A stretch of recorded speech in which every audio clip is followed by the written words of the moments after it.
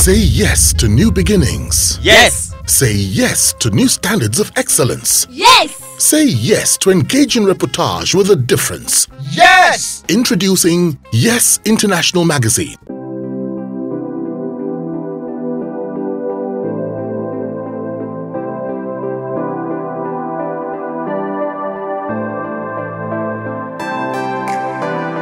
You clocked 50 on June 19, 2022. What has been the most remarkable thing that has happened to you at 50? Azu, the most remarkable thing is that finally I can get you and Michael Effiong off my back. You people can stop harassing and disturbing me. Yourself, Michael Effiong, Tony Khan. How many of you people became 50 before me? You made the last 3 months. Azu, how old are you? I think you're older than me by just 3 months. You made the last 3 months so difficult, but here I am finally. So I think I'm off. So you guys can't harass me anymore. So you can go back and tell Mike that I'm finally free. But it's fine. It's a good feeling. Nothing much has changed in terms of nothing has changed in terms of my physical appearance or health. But it's good to know that you hit another milestone, and I think there's a particular interesting ring that 50 brings to it. It's good to say yes, I'm 50 now. I'm 50, How did you even begin your day, when you woke up on that Sunday morning? What was the first thing, that you did? Well, I did what I normally do every day. I drank some water, got off the bed. Yeah, and I was glad to be alive. I was a bit worried about what my family and friends had in stock for me. I'm not a celebration person. So that day I woke up and just like any other normal day. The first thing I do every day when I wake up is to drink some water, then generally do a bit of exercise around the house. And when I say exercise, nothing rigorous, just some little movements, and that was it. Okay, was there any specific request that you made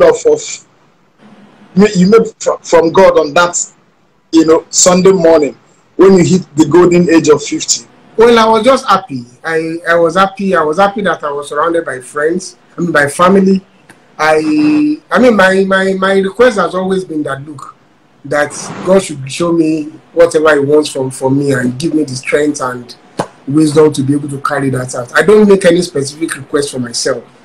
I have learned to accept life as it is. That way it helps me to manage my expectations. So I just leave myself to the hands of the universe and just roll with the punches.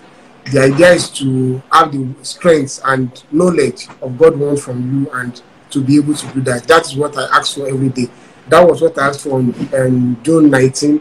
And of course, I also prayed that nobody was going to bring some funny saxophonist to come do parara on that day. And I think God answered that particular prayer. Nobody came with saxophone to do parara or trumpets. I think that has been abused. Okay. And I was lucky that didn't happen.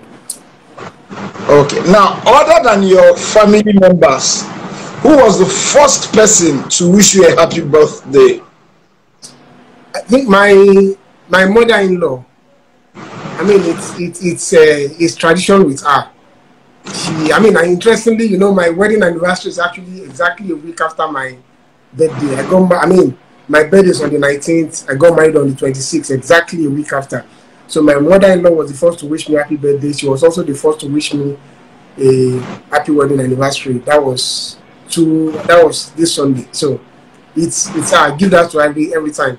My mother-in-law, Mrs. Patricia Fashidemi.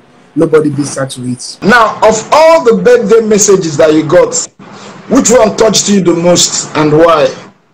Now, don't get me into trouble now. Well, I think I would say the one I got, the one from my wife and children, really, because this whole celebration thing is actually the idea. And my daughter has been on, just like you, my daughter has been on my case for a while, and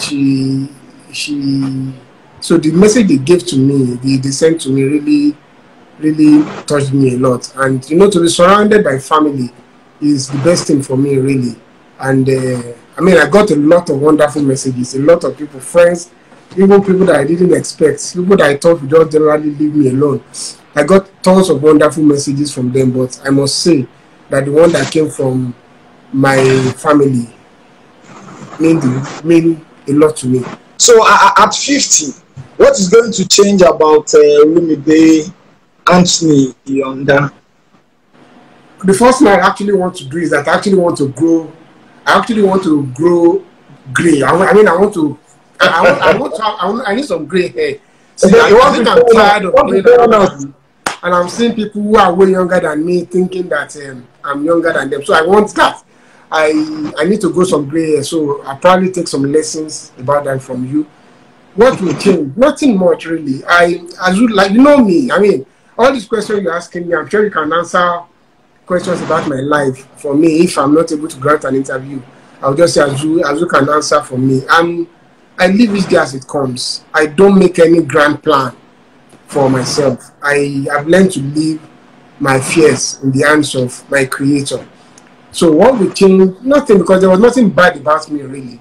So nothing has changed. Nothing will change. I mean, apart from the fact that, yeah, maybe I'll throw my age around a bit more. So that I think there's something about being 50. I mean, you guys couldn't have done that for me for so long, and expect that I wouldn't take my own back. So maybe that, maybe just throw the age around a bit more. All right. Now the next milestone age for you, is supposed to be 60.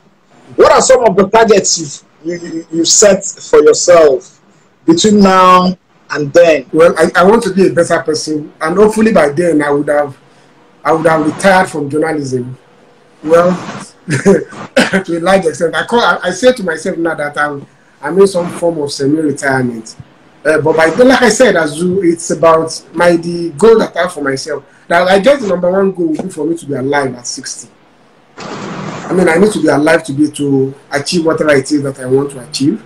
Then beyond that, I just want to be a better person, to be better by the day, to affect those around me more positively, to contribute to the world around me.